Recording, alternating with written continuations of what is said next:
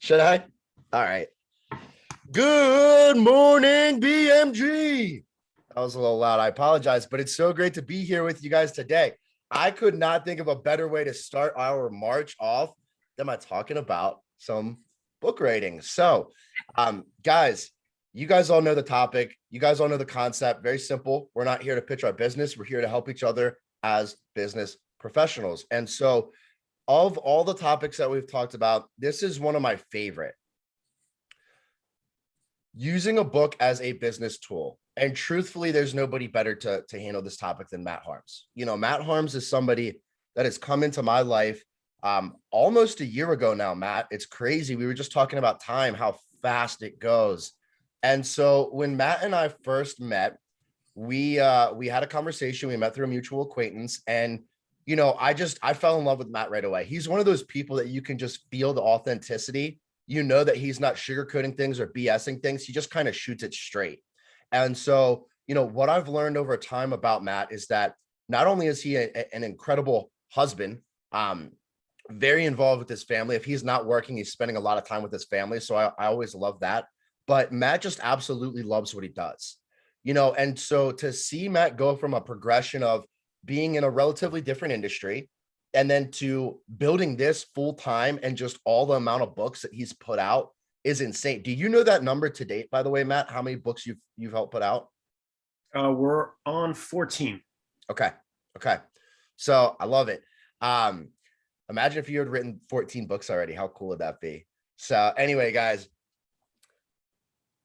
if you haven't had a conversation with Matt, you need to. Okay. Again, we kind of talked about this before we started the recording, but every single person has a book inside of them. And again, I go back to that quote. You are the aspirin to somebody's headache. How long are you going to let them suffer? And so I want you to start thinking about that. What would you write the book about? What type of person would this serve? What is the message? And so without further ado, Matt, I'm going to hand the floor over to you. Keegan, thank you so much. So I want this to be interactive. I've got a couple different topics we can go over, but just really to pick up where Keegan left off, everyone can write a book. It's kind of like everyone can run a marathon, but if you've never written something before, you probably don't want to think about jumping right into the book. If you've never run before, you're not going to just enroll in the marathon, right? You're going to take some steps first, like maybe get your shoes on, walk a mile or so, and slowly build up. So writing is the same. I'm sure you all write every day in some capacity for whatever it is that you do, whether it be sending emails, posting on your social media, content on your website. All of those are small exercises that you can really focus on. And then that material can become leverage for you later on. We have clients who have turned an ongoing blog series into book content. People who have taken courses that they've built and repurposed them for book content. So everything that you do in your professional life is not mutually exclusive. In fact, you can really leverage one thing to turn it into another moving piece. And that's one of the things we're going to go through first are the 7 reasons everyone should have a book. So if you're in business for yourself, you run a company, whatever size that may be, the first is reach. There is reach and scalability. There's only so many people that you can personally work with in a day. So if you're a coach or a consultant, you're to some degree trading your time for money because you're getting paid for the time you're with your clients. Now, if you have a book that encompasses everything that you're doing with your clients, how many more people can you reach? And how many of those people do you actually need to be present for when they're reading your book? None. That's the beauty. So it creates a passive stream of income and it brings more awareness to your brand. So that's actually another one of the 7. I won't do these in order, but brand enhancement. If someone's never heard your name before or has no idea what you do, sure, they can get your business card, they can go online and Google you, but nothing really lets a prospective client into your head quite like a book, because they've got 150 to 300 pages, depending how long how much content you put in there to really get acquainted with you, who you are, what you know, what you're all about. Keegan touched on this earlier. of limiting beliefs, of, well, who wants to hear what I have to say? Or is this good enough? So I'll let you in on a secret. There's hundreds, if not thousands, of books written on every topic you can imagine, right? So it's already been done. Anything that you want to write about, I promise you it's already been done. But that's not to say that you can't do it or you shouldn't do it, because books are an extension of you. It's your voice. It's your unique perspective speaking to your ideal client or your unique audience.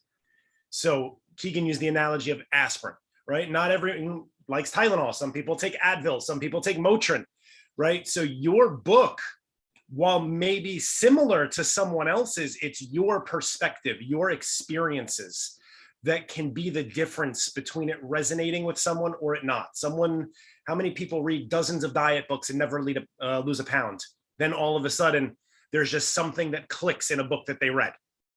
So never put yourself in that position of, I don't have anything to say. If you're on this call, if you have a business, you definitely have something to say. Which leads me to the next reason you should have a book: credibility. You can be the greatest, whatever it is that you are in the world, but if nobody knows it, is it really true? Right? If the greatest athletes didn't play in any league or on any team, would we know they existed? If no one was keeping score, would we know? So the book is your credibility, not just in the fact that you've sold 1 million copies, that's great, but just putting it out there. Most people in their lives will never write a book. Why? Because it's not easy. And it's not hard in the digging a ditch, building a wall, manual labor type of way. It's difficult in the perseverance type of way, because you're not going to sit down in one sitting. I think Keegan may be one of the exceptions who in a sitting can churn out as many words as I do. As much words, that's for proper English, from the writer. But most people start out the book writing process enthusiastic. They're pumped. They know what they want to do. By the time they hit page 10, page 15, they're like, I don't know if I want to do this anymore. And it's not because they don't want to do it anymore. It's because it's hard. You have to be disciplined to sit down either with your notebook, your computer, at least once a week for an hour, if not multiple times for smaller chunks. Everything works differently for different people, but we all know how to speak. We all know how to string words together. It's that discipline of sitting in front of your computer every day until it's done. And then taking the time or being vulnerable enough to let someone else read it, give you feedback, help you organize it, edit it. It's a process. Most people are not going to put out a book, sit down, write it, put it out by themselves.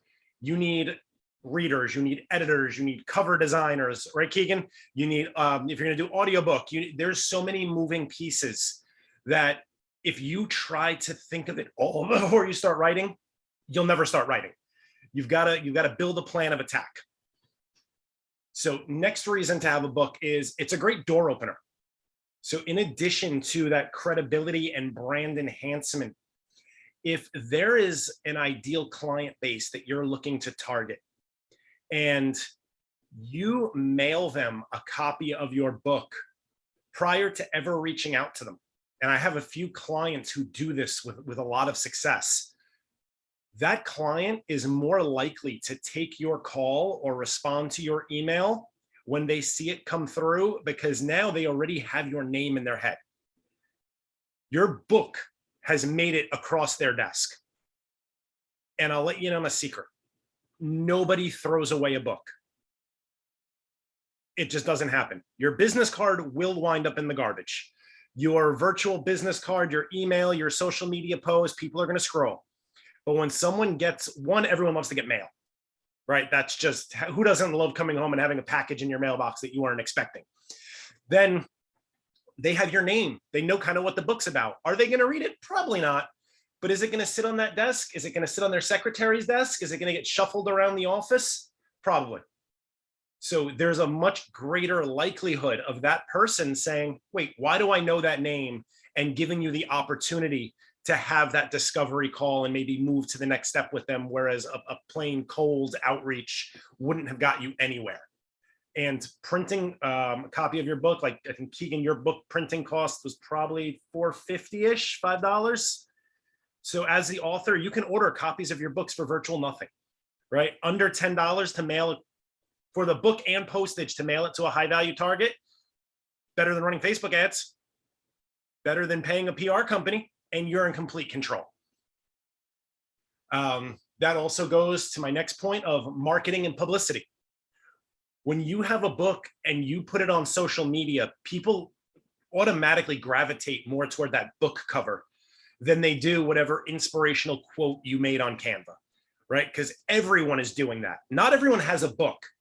Not everyone has something to say, I took the time to put this together to share with you.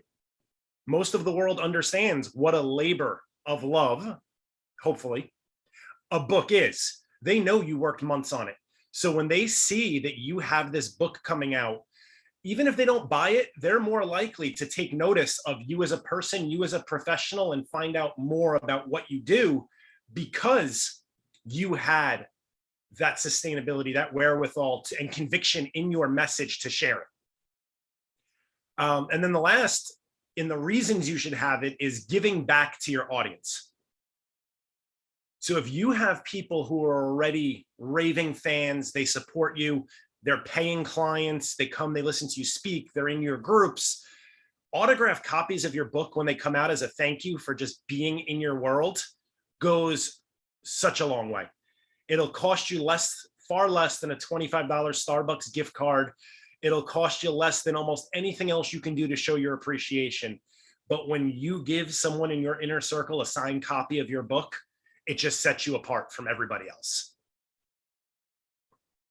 Anyone have any questions on any of that? So I'm going to jump in real quick. That was a lot of great information. Thank you so much, Matt. There's a ton of stuff here, guys. There's a ton of stuff to unpackage. So one of the things that I want to kind of share with you that's super eye-opening is, and by the way, none of you might ever want to do public speaking. I totally understand that. But just to show you the value in the books, I just became a part of the National Speakers Association in North Carolina, and they did this presentation. Did you know that every single book that you put out, you can increase your speaking price by 10%? That's crazy. And that's just per book. So there was this one guy, I can't remember this guy's name. He's put out like 13 books and he's, well renowned at this point. He charges $65,000 for 30 minutes to speak. Okay. Can you imagine making $65K in 30 minutes? Now, of course, he led up to that. He built up to that, and he had to start with the first book. But I think it just goes to show that there's so much power behind the books, and also everything that Matt just mentioned, absolutely 100%. Another way to look at it as a business owner is that when we look at the book is a low cost front end entry point. Just like Matt was saying, it gives you the opportunity to spread your credibility, to kind of share some of your inner thoughts that might not come up in common conversation. And it really builds that presence of who you are. So anyway, does anybody have any, because I can go on and on and on. Does anybody have any questions, thoughts, comments, concerns? While they're thinking of that, I just want to jump in on what you said, Keegan, because I didn't know the exact statistic. And I didn't want to really hone in on public speaking, but for business owners who want to speak as a way to amplify, you are absolutely correct. Prior to COVID, having a book was one of kind of the requirements to get paid speaking gigs that are really being top consideration. Ever since COVID has really reduced the number of live events and channeled a larger number of people fighting for a smaller number of speaking engagements, the book is almost non-negotiable. And the reason for that is it tells the event organizers that and I think I'm going to cover this in my next section, but we might as well talk about it now since you brought it up. It tells the event organizer that you have something to say. It's their way of pre-screening you in advance. They know that you have content. If you could write 300 pages, you can stand up there for an hour and not just say oh and and ah and awkward silence. So it's a real value add for them to pre-screen you. 100%. And so, I kind of got a little bit distracted, but the book is the low cost front end, right? And so another thing that Matt said is that it really just builds your credibility awareness. Even if somebody doesn't read it, but they have your book on their shelf, I mean, that just goes to show, right? That credibility piece. The great thing about that though is that on the back end, this allows us to get people to the back end, which is where we're going to make the money. You know, because at the end of the day, on a book, you might make like $3 or $4 a book, which is cool, but you're not going to live off of that, you know, unless you're selling thousands every week. You're just not going to sustain your bills off of that. So it's a really good way to get that credibility, get in front of people, say, hey, look, guys, here, I am the professional. This is what I do. And then now that opens up conversations for those back end higher cost tickets. So that is another great point. And that's one of the myths that I kind of talk people through when we're talking about their project and what they're going to look at as measuring success. Very few people, if any, unless their name is King, Patterson, or Cynic, make their investment in the book back. Because right. Whether you write the book yourself or you pay someone to help you do it, there's still a cost involved of time, money, or both. And if you're making $3 a book, just the editing on your book is going to cost you $1,500 to $3,000. So you need to sell 1,000 books at a $3 a book profit just to cover your editing. So you need to look at your strategy for that book on the back end of how is this project successful? Do I want to land 3 speaking gigs this year? Do I want to increase my clientele by 5 new clients? Do I want to increase my billable rate by $50 an hour? All of that should be thought about up front as you start writing the book, because that's going to help also keep you focused and committed to sticking with the project. Absolutely. Matt, just for clarity, did you say that you had other sections you wanted to go through as well? I do. I have some different ways we can use the book, and then some myths about ghostwriting and the writing process. Okay, awesome. Do you want to go through those sections? Because I've got a couple more questions and points I want to bring up, but I don't want to get too far out on time. So if you want to go through those, and then we'll kind of open it back to the Q&A. Sure. Yeah, I'll go through the ones quickly because I know your questions probably cover a lot of them anyway. So some of the ways, since we were just talking about strategy, that you can use your book to increase your business is to drive traffic to your website. A lot of authors give out free chapters. You can even run promotions where you give the ebook for free. What you're doing then is email addresses are like gold in this day and age, getting people on your mailing list. So if you're leveraging your book to increase your subscribers, it's a real low cost. Ebook is a free way to do that. Some of my clients have incredibly successfully employed putting QR codes and links in the book to other products and books that they're mentioning. So if they're talking about other authors' work, they will actually give a QR code so someone could buy that book rather than have to go on Amazon, type it in. And through their Amazon affiliate program, they're getting paid every time someone goes in and uses one of those links or QR codes. So again, that's not a strategy that's going to make you rich. But if you're going to give someone credit in the book anyway, why not give the opportunity to make a few extra dollars off someone taking advantage of it?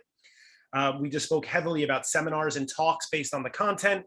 The book really gives you the leverage there. When you're speaking, you can use the book in 2 different ways. Either give out signed copies to every attendee at the back of the room. The more well-known you are, or the more recognized the event is, you can add hundreds, if not thousands of dollars to the ticket price by letting every attendee know they're getting a signed copy of the book. The alternate way to go there is to just give them out in a swag bag, with some other things that your company offers, give them for free, because now, once again, there's 100 people in attendance, 100 people are walking out of that room with your book in hand, and it costs you very little. Depending the type of business you're in, I was just having this conversation with a potential client yesterday who does muscle activation therapy, and he's looking to scale his business because right now he is he spends 3 to 4 hours with every client per session. Like, it's very grueling. I mean, the billable hours are incredible, but he can only take 2 clients a day. His process is very specific. Everything in his business is just really in his head. So we spoke about him using the book as a tool to kind of teach the world what he does, but also be a handbook for new employees or people who want to come in and buy into his franchise, to cut down on the learning curve of how much he has to train them. He can give them a training manual essentially up front and say, read this, and then we're going to go through it and review chapter by chapter. Also, we spoke about this a little bit earlier, but to expand your marketing funnel. So books, courses, blogs, anything that you offer to somebody, free webinars, these are all moving pieces that are bringing people into your ecosystem.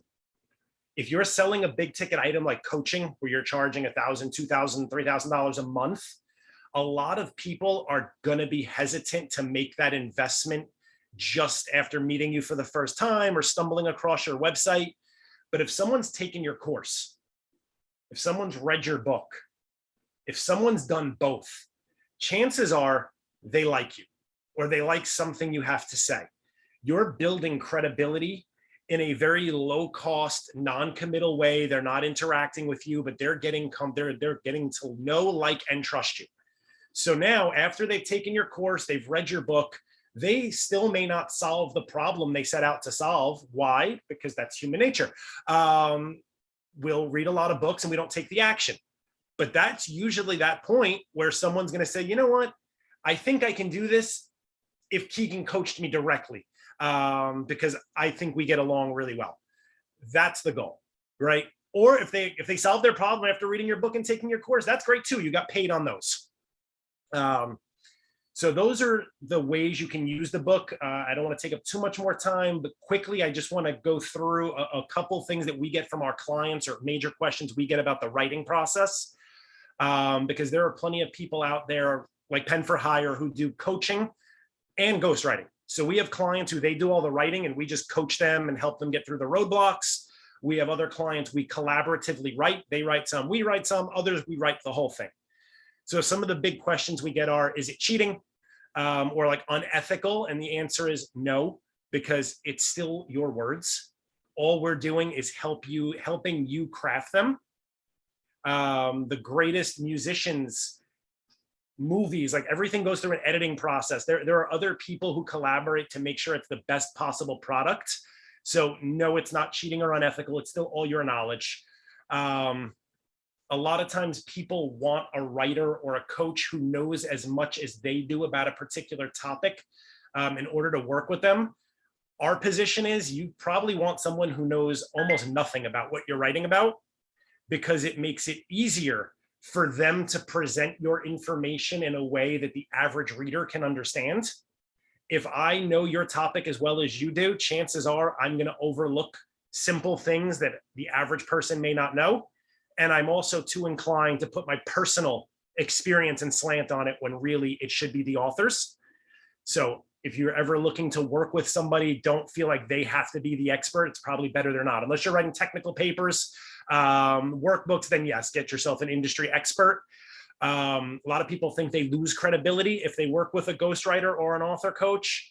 Absolutely not the case. Most people don't even know it, because you don't have to advertise it.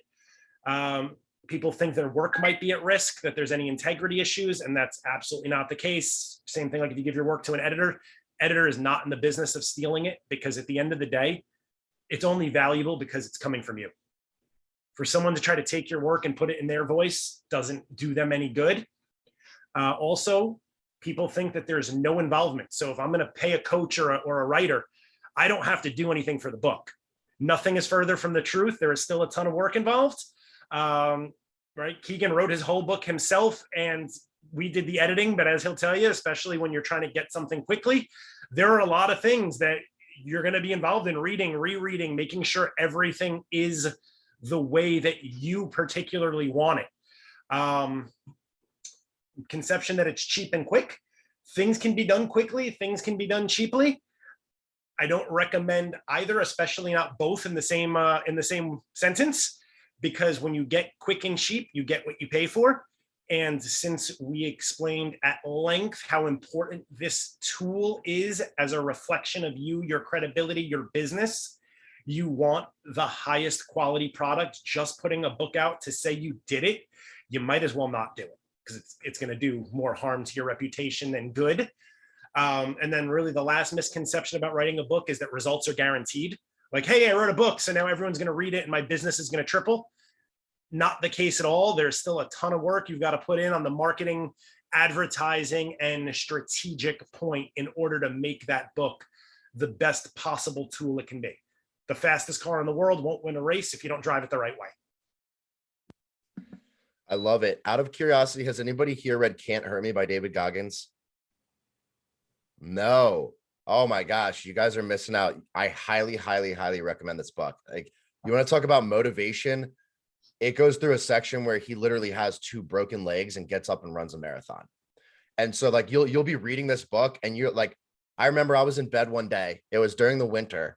It was like 10 degrees outside. I was reading this book and literally it's like 9 or 10 p.m. And I got so fired up. I put my shoes on. I went outside and started running. Like, this book will fire you up. It is that powerful. The whole book written by a ghostwriter. Okay. Just so you know, because it gets a ton of pull, it gets a ton of credibility, and all these people are like, oh my gosh, this guy sounds amazing. And then you read the whole entire book, and in the very end, you find out that he didn't actually write the book himself. He had a ghostwriter write it. And it's still all his stories. It's still all his information, but it really helps to have somebody there with you. And so I just wanted to pull that up. And It's a really think good about example how many one. people would have been cheated out of that message if he felt, I can't do this because using a ghostwriter is cheating. The story wouldn't be told. Right. So I highly recommend checking that out, guys. Talk about motivation. Like, if you're lacking motivation, get that book. I promise it'll fire you up. What is it called again? Can't Hurt Me. I think I have it behind me somewhere.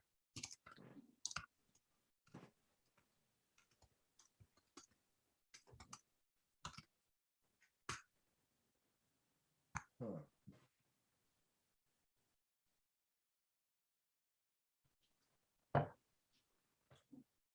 I don't know where it is. I thought it was right behind me, but yeah, you can find it on. Oh, there it is. It's right here. I'm blind.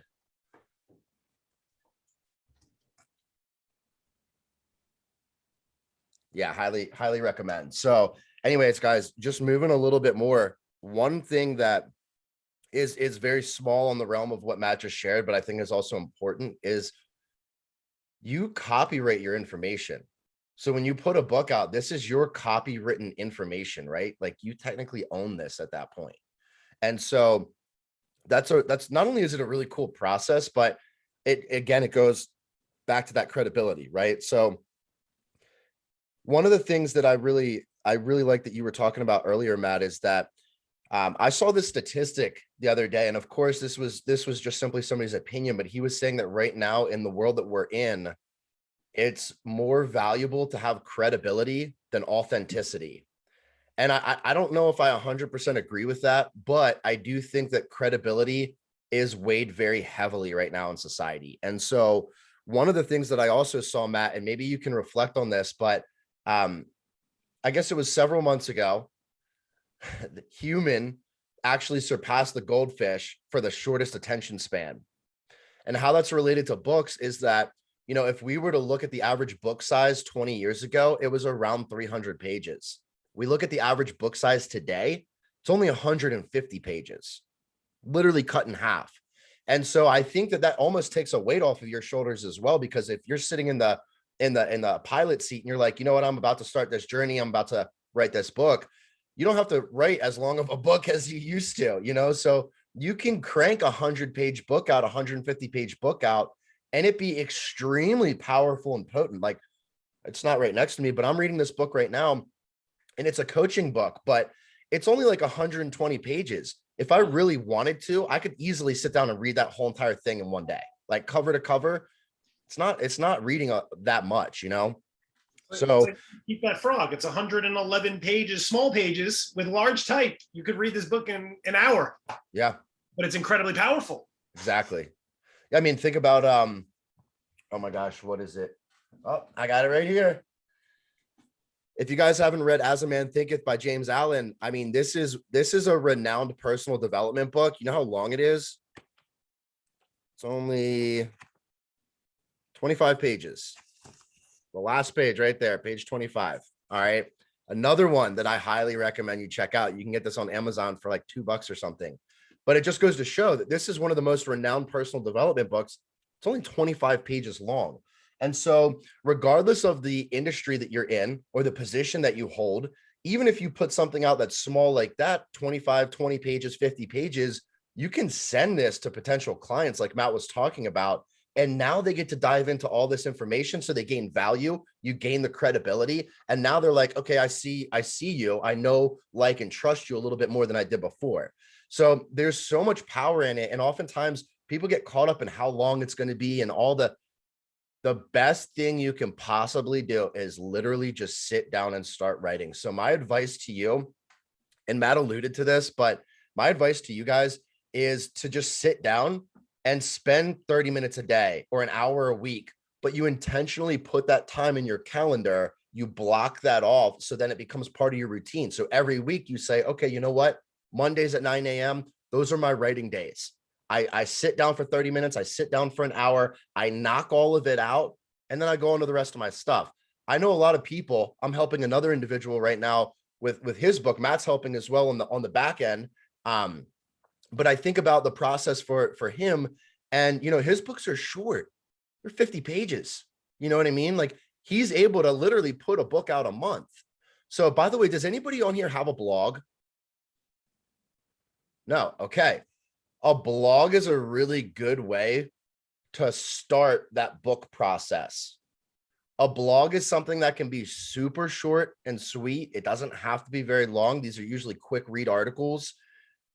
Even if you do a newsletter every week or every month, these are great opportunities to take that information, repurpose it, and critique things here and there, but you already have the format. Here's one of the things that I love to do, and this is just one of my little secrets, is that I typically go to the gym in the mornings. It's about roughly a 15-minute drive.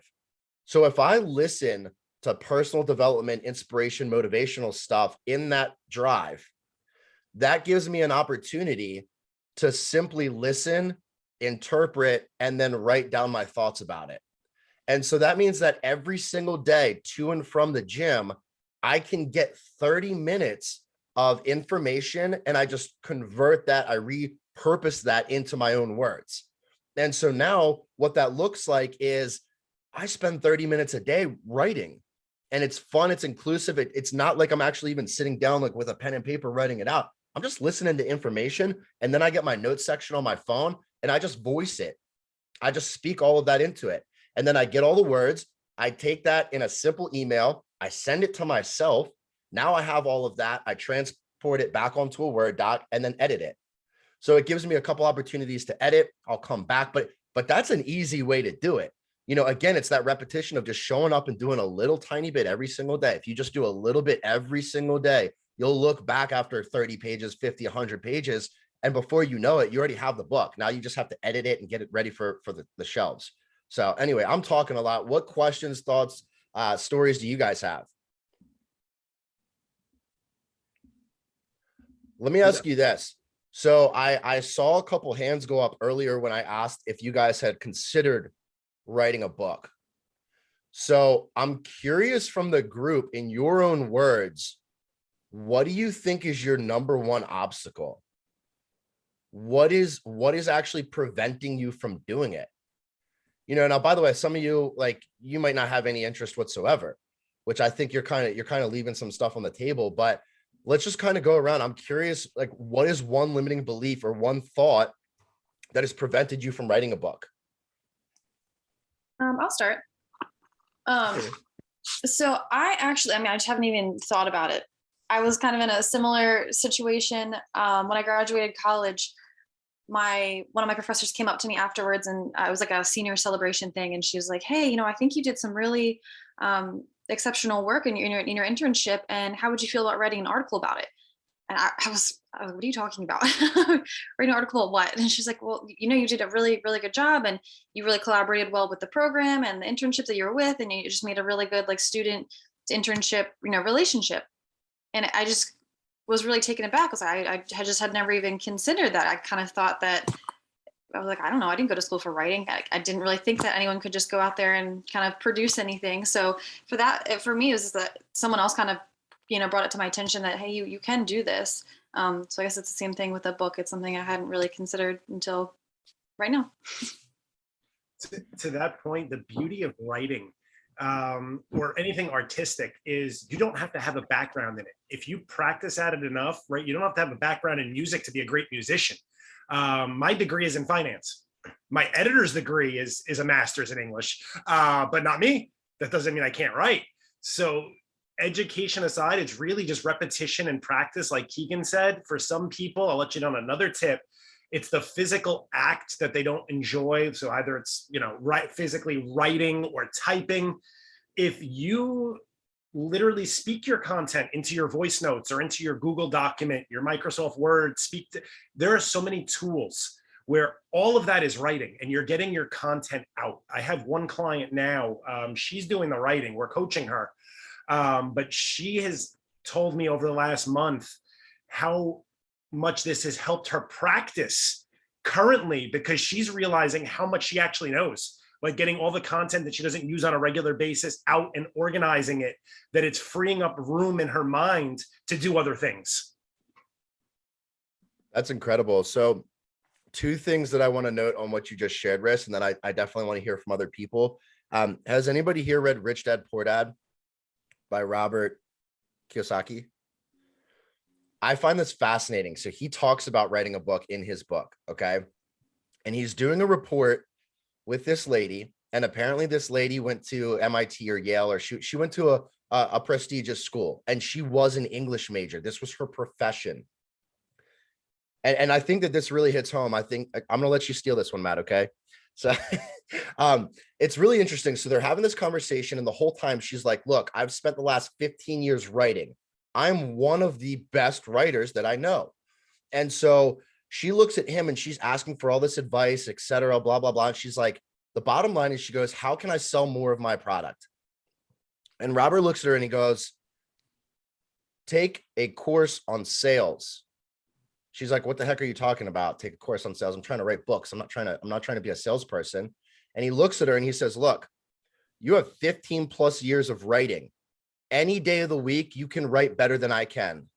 How many #1 bestsellers do I have? 3. How many books have I written? 3. Every one of them have become bestsellers because I knew how to sell. He said, I've never taken a writing course. I don't know how to write at all, but I know how to sell a product. And so I share that with you because, this is somebody that has 3 bestsellers, never taken an English class in his life, so you don't need to be an English major to be able to write a good book. Every single person on this call knows how to communicate and speak. That's part of it, right? You already have the basics down. So I just wanted to kind of plant that seed. The other part is, we can look at the best way to learn something. You could do it. You could talk about it. You could listen about it. Does anybody know the best way to actually learn something? Is by teaching it. Teaching it. So when you're writing the book, that's what you're doing. You're teaching a product, a service, a concept. So I just wanted to share those because, again, it's something we might not consider. You don't need to be an English major to write a book. And in terms of the content and information, it's going to make you more credible and knowledgeable because you're the expert. You've gone through it, right? You're teaching this information out. So anyway, I want to hear from anybody else about what potential limiting beliefs you have, or anything that's been around a book. What are your thoughts or obstacles? But it's funny that you said the whole attention span thing, and us surpassing the goldfish, which is very, very impressive. But it's one of those things that the thing that slows me down is I pick a topic and I'm like, oh, that'd be a good book. I'm gonna think about that, and then like literally the next day I'm moved on to whatever else and doing this and this. So like narrowing down a book topic and kind of like staying in that lane and really pushing it through to 150 pages. But yet it seems like we're always moving and changing to something else. Actually, one of the most influential books I've ever read is this little tiny book. It's called the Book of Reminders. And like, I mean, it's just a little thin thing, and it's even got big words in it, right? And it's only 47 tiny little pages. But like this little guy right here was huge and so influential, but it does make me think that it's like, don't think that you got to have the 300-page book, on the bookshelf behind you with 28 different chapters and, part 1, 2, and 3 and all that. So it's definitely something that's interesting. Josh, let me ask you a question. When you have those thoughts of this will make a great book, right? Do you ever write it down? No, I tell myself all the time, I'm like, you just need to because it's usually late at night and I'm tired and I'm already worked and I don't want to do that. And then I'm having these thoughts. And then the next day I forgot about whatever I was thinking about, like I said, and doing that. So do yourself a favor, leave a notepad by your, whatever it is. Yeah. Just try it once, write it down. It's amazing because when you lose those thoughts, right, they actually, how do I explain this? Those lost thoughts take up space in your brain and they make it harder to ever actually start writing because you're going to keep telling yourself, well, I lost all the ideas that I had. So when I have notebooks everywhere full of ideas. Are any one of them a full book? No. But at some point, am I going to be able to string things together? Or yeah. And at least I know it's there. So my mind is at ease. So try that the next time something pops in your head. Even if you don't write in full sentences, just jot down the theme.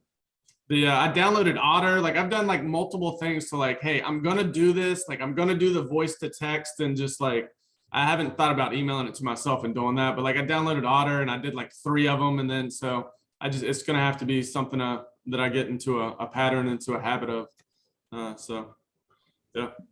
That's the big ticket, is creating the baby steps to have the routine. So absolutely. we're gonna put a pin in this combo, Josh. We'll come back to this. Ash, Matt, Jen, I'd love to hear from one of you guys in terms of what limiting beliefs or roadblocks or obstacles have prevented you from putting out a book.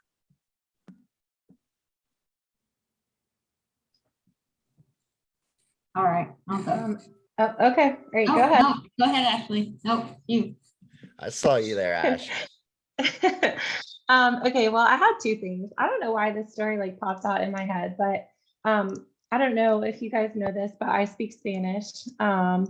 And I studied abroad at a university in Guatemala for 6 months. All of my classes were taught in Spanish. And I took a literature course, grammar and all that. And I will never forget, my professor called me out. We had taken an exam. We had to write about something. It was probably one of those things where you're prompted and you have to write an essay. She passed out the grades, and my professor called me out, and I was so embarrassed, you guys, because I was the only American person in my class. And the teacher was like, she had the best score in the entire class. And I was just like, oh my gosh, I can't, these kids are gonna hate me. They already hate me because I'm American. But anyways, it just goes to show, you don't know, sometimes it takes someone else to identify and see in you, what you have. Regards to writing a book, I have never considered writing a book until Keegan has planted seeds to me a couple times. So in terms of a business oriented book, I have not considered that, but I have considered just writing my story and sharing, because I feel like it could help others, just based on I know reading things have kind of allowed me to be able to relate and be like, oh, I'm not crazy, I'm not alone. So in that aspect, I feel like there could be an opportunity. And to go back to what Keegan said earlier, I actually, wherever that stat came from, I do agree credibility is incredibly important, but authenticity is equally as important. And really being vulnerable and sharing your story, things that you've overcome, that's how you make that connection with the reader. Right? Because otherwise, again, remember, hundreds, thousands of books on every topic. If you remove your personal authenticity, your personal story, all you're doing is writing the same thing that's already been done, and there's no reason for anyone to pick it up. But there's going to be a section or a segment of the market, Ashley, who is going to relate to your story, some of the things that you've overcome, how you've done it. And that's what makes that authenticity so powerful. Absolutely. So before we hear from you, Jen, I'm going to make this point because you know Jeff as well, but we know an individual, Jeff Lord. This guy's easily read 1,000 books. Seriously, like easily read 1,000 books. And the question that I always come back to, and I don't know if you've thought about this before, Jen, but Jeff's an incredible guy. He's read 1,000 books. And my first question every time is, Jeff, how many books have you written? You know, we think about, we could literally all read 1,000 books in a year. If we wanted to, we could read 1,000 books in a year. And you can apply some of that information, and that's good. But you're not going to retain all 1,000 books. So I feel, and this is just a personal thing, but I feel like when you've gotten to that particular point and you have that knowledge and all of those stories and things you can share with people, you're literally doing the community a disservice to not consolidate all that. Like, you know, I was in a book club and I had a lot of feedback, and I had this one individual and he was like, oh, he literally got on a call after he read the book, and all he wanted to do was ask if I had read these particular books. He's like, have you read this book or this one or this one? Because I see this message in your book. And I'm like, look, this is just like Matt saying, this isn't necessarily new information. This information has been out there. I'm not inventing anything new. You know, I'm simply repurposing information in my own manner. And the reason why I think there's value in that is because when I listen to people like Jim Rohn or Earl Nightingale or some of the pioneers, Zig Ziglar, of the personal development industry, they're antiquated and outdated. Even if their content's from 10 years ago, that's outdated. You know, so it gives us an opportunity to take that information that's relevant and applicable to our life and then put that in our own authentic way. You know, I see so many people go out in the world and they take a role model or a mentor, or even a coach, and they go to emulate that person. And through that implementation of their strategy or approach, they lose their own authenticity. And that's part of the golden nugget here, is your authenticity to the information. So I just wanted to share that. But Jen, would love to hear from you in terms of obstacle or limiting belief around writing. Well,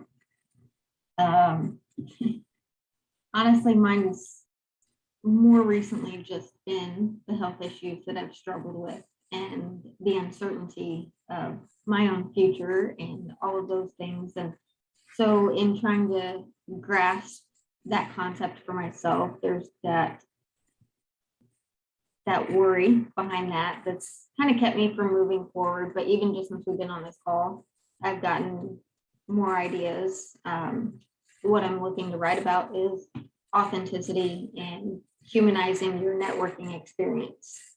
And so I had even written down to talk to, well, Ashley, and I have a one-on-one writer, but talking to her, because even a part of her story within that, part of what I was looking to do was share snippets of other people's stories about how they can be applicable in networking or as a leader or manager. So I've gotten better about writing those things down actually after my one-on-one with Matt, and need to get there, but there's just still really that health concern that's kind of been my stopping point. One thing I would throw in there, Jen, just maybe as a different side of the coin for you to look at, and I didn't mention this in any of the other tools, but really one of the biggest things about a book is it makes you immortal. That book is going to be around long after any of us are. So many authors have become famous, or their work has become more, has resonated more hundreds of years after they've been gone. So not to minimize anything, but that's something, you know, a different way to look at it. Like your knowledge, getting it out in the book will mean that it stays around forever. Don't put me in the ground yet. That wasn't my. I'm kidding. Ash, you're muted. I was talking to my mom, sorry. I thought you were saying something. No, because when Jen put that out there, I was like, yeah, we got to make this happen now. Right. So, guys, look, my challenge to you, and I'm not saying that, hey, everybody has to go put out a book by this spring, but my challenge to you is if you just leave all the noise, right? All the limiting beliefs, all the things that are roadblocks or obstacles, if you just leave that to the side and just pick a day or a time every day that you can even just put 15 minutes, 20 minutes, 30 minutes. And what you'll notice is that when you get into that habit and you just start writing, even if you only put 15 minutes down, you're going to get all these creative juices flowing. And before you know it, you're going to look up an hour's past and you just got, 500 words down on a piece of paper. And so I think that surprisingly, Joe Rogan has a really good stance on this. He's like, look, you may show up and one day you might write 100 lousy pages and they might suck, but at least you got something down. And then you show up the next day and you put some better content and information down. And now you start to build this momentum and now you have something to work with. So I would challenge everybody here to do one of two things. One, either intentionally set time aside so that you can start writing, or two, start to create an outline for a potential book. By the way, when you start this outline, it's going to change 100 different times. The way that I really like to do it is simply just take a whiteboard, put your thoughts and concepts down. And then, for example, let's just say you put out a paragraph. So let's just say the paragraph's about eggs, right? And if you write this paragraph about eggs, once you just get the structure and the format for the book, over time, you can come back and add and add and add. And then you put those transition pieces to make it all flow and make sense. So again, my challenge to you guys would either be start putting that intentional time down in your calendar, to intentionally do that writing, or start to map out what that book would look like for you. So any closing questions, comments, concerns, snide remarks? Matt, you've been quiet today.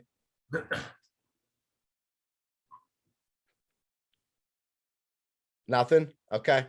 All right. Rosamond, what are you doing?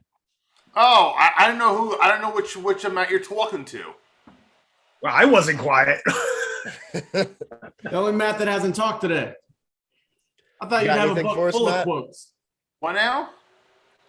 I said, do you have anything that you want to interject before we wrap up? I mean, I really have no desire to write a book. I read all day long. I type all day long. I mean, I'm lucky my fingers work at the end of the day, So it's like the last thing I want to do is read some more. It's like, let me go dip myself in sulfuric acid while I'm at it, Fair enough. That's a book Fair right enough, there. Matt. So, guys, another thing that you can look to start implementing is a blog. A blog is another really good way to just keep yourself consistent on a weekly basis. And then again, you can repurpose that information. But guys, thank you so much for your time today. Matt, thank you so much for the information and the presentation. I'm a huge believer that, again, like Matt said at the beginning, everybody has a message, a story, something that they can share to help somebody along. And so if you have any questions or you want any guidance on this, absolutely reach out to Matt. I'd love to be a resource as well, but this is a very real thing that we can do. So guys, today is March 1st. Let's start this month off strong. I want to hear all good things. I want you guys to crush this week. Let's make it an incredible week. And real quick, but no questions, comments, concerns. I'm going to share some information. No? Okay, cool. So guys, I want you to be on the lookout for this in the next couple of weeks. All right. And everybody's kind of helped me with the idea of this. And so, Matt, I think you're going to like this, but we are going to be changing the Breakthrough Mastermind platform. Okay. The way that we are going to do this moving forward. And guys, by the way, none of this is concrete. So if you have thoughts or feedback on this, I would absolutely love to hear from you. But the way that this is going to be moving forward, we are going to do a simple monthly subscription. Okay. Haven't landed on the figure for this, but I think it's only going to be around $40 for the whole It's month. 10 o'clock. Okay. Now here's what you'll get out of this. We are going to keep the Tuesday mornings. Matt, I know you got to jump. So if you have to hop off, you're good. Yes, send me this info, Keegan. I got a 10 o'clock podcast. I know. Awesome. Well, thank you Thanks, again, Matt. Appreciate Thank you, you brother. all. I really appreciate the time, and yeah, send me the info. I'm looking forward to staying in touch and hopefully seeing you guys next month. All right, on. Matt. Thanks for the knowledge. Bye now. Thank you. So it's going to basically be, like I said, probably just $40 for the entire month. And you're actually going to get a whole nother platform. So what that looks like is Tuesday mornings, we're going to keep this slot. And this is going to be on the business side. Thursday evenings, we're going to do a personal side. So what that means is that when you put the $40 in, you can literally come to both of those every single week if you want to. So you would have access to 8 hours per month, which comes out to like, it's like what, like $5 an hour, super cheap. And so what we'll do is we're still going to grant people the opportunity to speak, right? So just like I know that Jen and Matt, they both have topics. So you guys will both have the opportunity to speak if you still choose to. And so it's going to be really cool. I'm not going to guarantee that we're always going to have a speaker, but I will always be here to present information. And then the other cool caveat to this is instead of me picking topics or information, I'm going to do a poll at the end of each one and see what you guys want to talk about or hear about. And so that way, if there's a personal topic, for instance, that you want to dive into, then we'll dive into that. I'll still see if I can procure a speaker for that topic. But if for whatever reason I cannot, I'll lead it and we're just going to do more of a mastermind discussion.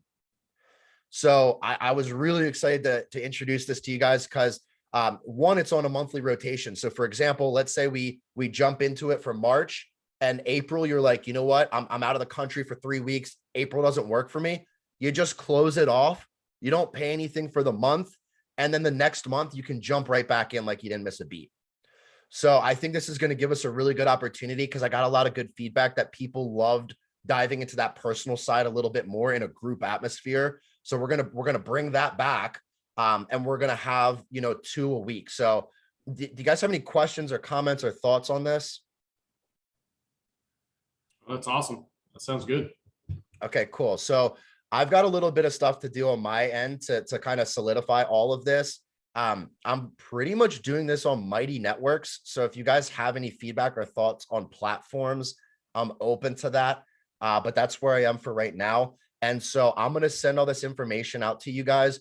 I'm probably going to take like a couple weeks, like 2 or 3 weeks, a hiatus just to kind of organize everything, get some more speakers. I don't want to speak for anybody, but I know in the past, Jen, Matt, and Patty said that they wanted to present some topics and information that they have on their end. So if you guys were interested in speaking, let me know and I'll definitely get you on the roster. But I'll send this information out and I'm super excited because I think it's, it's a lower end cost entry point and you get more information. So I think it's a win-win all around. But again, if you guys have thoughts or questions or comments and you just don't want to share them on the group, feel free to shoot me a text or email me. All right. All right, guys. Well, thank you so much for your time. Let's have an amazing Tuesday. And I'm here if you guys need anything. Okay. Thank you. See you guys. You guys have a great day.